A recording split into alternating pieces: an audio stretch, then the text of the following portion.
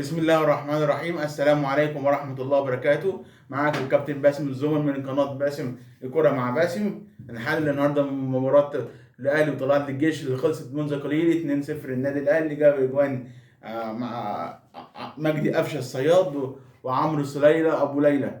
المفروض الأهلي النهارده الشوط الأول شابوه لطلائع الجيش وكابتن عماد النحاس، عملتوا مباراة جميلة جدا جدا جدا الشوط الأول، ولكن الشوط الثاني شكل غير. طبعا ده النادي الاهلي احسن فريق طبعا، واهم حاجه عندنا الجمهور الاهلي اطمن على 3 نقاط، والحمد لله الاهلي قرب على بطوله الدوري 43، وان شاء الله الجاي احلى. بس اهم حاجه نركز على الوداد وبلاش الاخطاء وبلاش الحاجات، وكل الدعم وشابول لكابتن مصطفى شوبير. النهارده عملت مباراه جميله النهارده يا مصطفى شوبير، وانت لعبت الوداد مفيش مشاكل، لا توتر لا الخوف.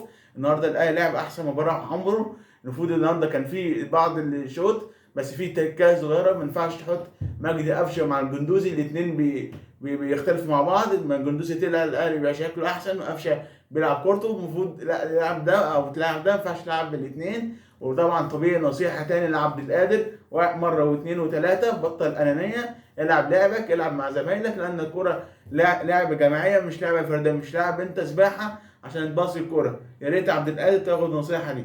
شكرا، سلام عليكم.